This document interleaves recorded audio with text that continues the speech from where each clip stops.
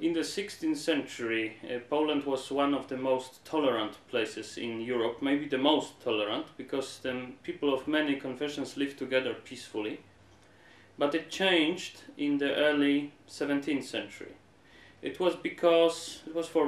happened for many reasons. One of them was the problem with the power of the king. In the 16th century, mostly, Polish nobility, even the Polish nobility, thought about themselves in terms of Poles mainly, and noblemen later. But it changed when the kingship became electoral, and we had no hereditary monarchs but only elected monarchs. Then the nobility became more aggressive in their demands, in their political demands, and it was easier for them to present those demands. And they, whereas in the early part of the 16th century, the Polish nobles sometimes elected to the Polish parliament, to the Polish parliament, they elected very often Protestant representatives, although the electorate was in fact Catholic. So it was no problem that your representative is of different faith. It was very common that the Protestant representative would be far more educated, far better educated, and so on, and this was the main reason to elect them. But it changed in the late 16th century, when the Polish, the Catholic Church in Poland, mainly the Jesuits, thought that maybe it would be politically beneficial to them to back up the nobility and their demands against the king, against the crown. And from this moment on, the whole atmosphere, political atmosphere, changed to the worse, and Poland became a far less tolerant a country. And one of the examples of Polish previous tolerance and the whole free atmosphere was that one of the Protestant minorities, that is the schismatic branch of the Calvinist Church. This branch was called the Arians or Socinians or Polish Brethren. Those Polish Brethren or Socinians or Arians, they found their refugium in Poland, and they have built a wonderful academy. This academy in Raków, it was a magnificent academy. It had international repute. It was very highly praised by in the whole Protestant scientific communities in the whole of Europe, and sometimes even praised by Catholic scientists. But why they decided to make a schism? Well, the majority of the Calvinists, they were of an opinion that maybe the society should not be ruled by nobility, but it should be ruled by the wealthy people and very rich people, because according to the idea of the predestination, the Calvinists are of an opinion that if you are rich, it's a sign that God has blessed you, that you are chosen.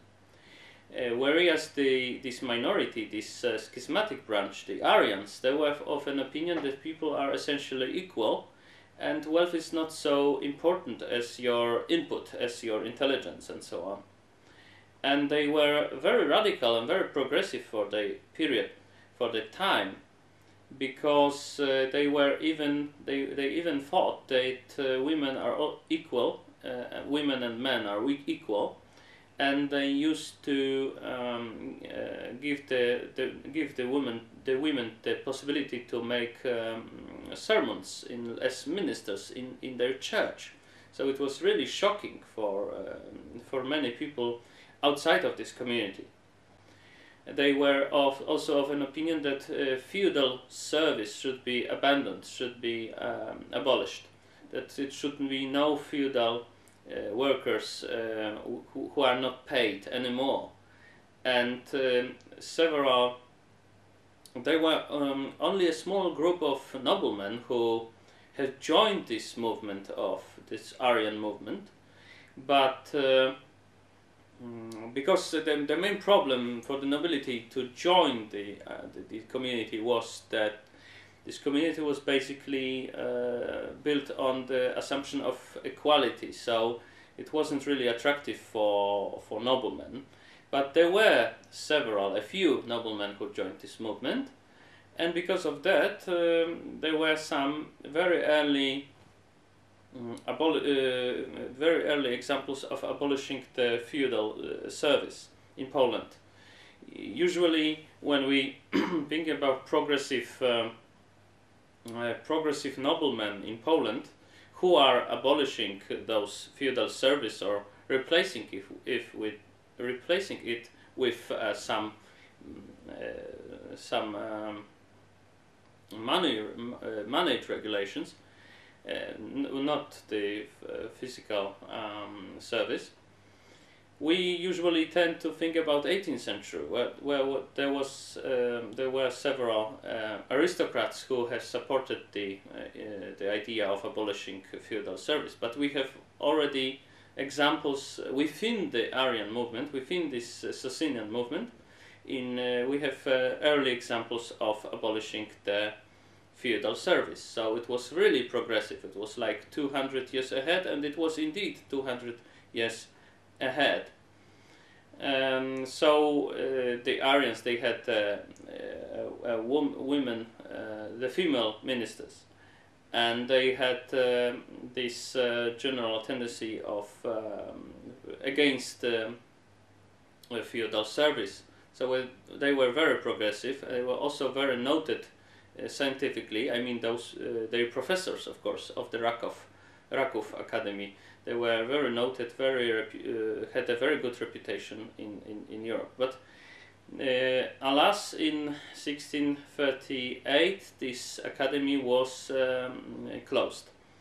The Arians were deprived of their academy. They could stay in Poland for about 20 years more, but they were deprived of their academy, which was really something like a pearl in the crown for them. So it was a terrible blow, but they still remained. The main problem was why the academy was abolished. One of the reasons was that there were so a little number of noblemen within the Arian movement, so they were not protected by those who really held the political power in Poland, which were of course the noblemen, so the nobility. So if they were not backed up by nobility, so they were exposed to every political blow.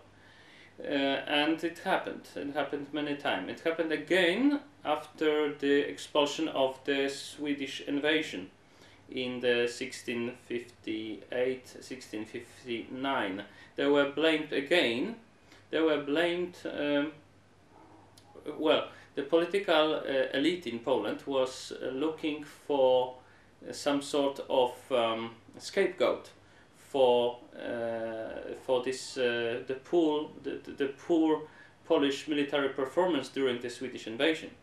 We usually think about the Swedish flood, the Swedish invasion of 1655 as a success, that that eventually we have beaten them. But it was very hard because they were backed up by Brandenburg and several other states. And up to 1657, the Brandenburg was still on the side of Sweden, and because they got some territorial gains from Poland, they changed their view, and after 1657 they are against Sweden. But it was also other problem why the invasion was so hard to fight against, was that there were really big groups of nobility, both in Lithuania and in the crown. The crown means the Poland, because Poland was usually known as the crown. The crown and the Lithuania was, and all those two put together was the Polish-Lithuanian Commonwealth, of course. So the huge groups of noblemen, both in Lithuania and Poland, decided to cooperate, to collaborate with the Swedes, and those were very often of Protestant faiths, of Protestant confessions.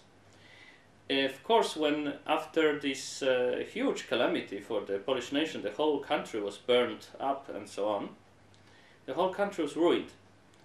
And so the political elite was looking for the scapegoat. Of course, they could not blame the still powerful Calvinists or the still powerful Lutherans. The Lutherans, they were mainly townsmen, and they were mainly Germans, and the Polish trade would not function without those. The same with Jews in the East. They constituted the main body of townsmen or tradesmen and so on. So the only scapegoat that was within reach were the Arians, of course.